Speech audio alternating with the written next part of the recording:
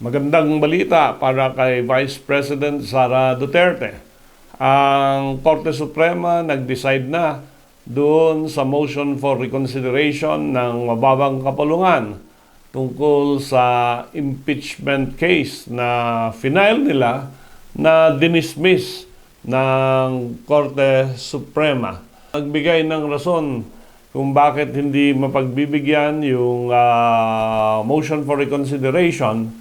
And first, sabi nila, yung tatlong impeachment complaints filed against the Vice President according to the first mode of initiating an impeachment under Article 6, Section 3, Subsection 2 ng ating Konstitusyon were not placed in the order of business within the required 10 days. Nagkamali ang mababang kapulungan nung hindi nila linagay ang referral to the Committee on Justice within 10 days from the filing of the 3 complaints.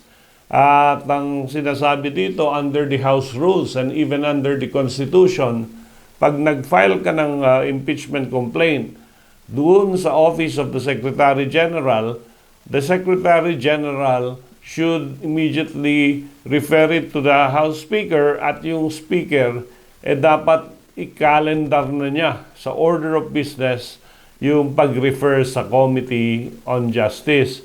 Unfortunately, dito hindi na-comply ng House of Representatives. Second reason, ang sabi ng Korte Suprema, hindi nag-comply doon sa Article 6, Section 3, Subsection 2.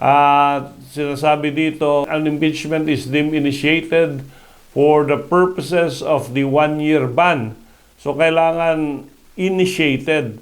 At ang ibig sabihin ng initiated, dapat i-refer sa Committee on Justice yung verified complaint. Again, hindi na naman nagawa ito ng mababang kapulungan. And third, mukhang hindi nabasa at naintindihan ng lahat ng bumotong congressman doon sa impeachment complaint. Kasi dito dapat yung endorsement ng pinirmahan ng House member dapat verified.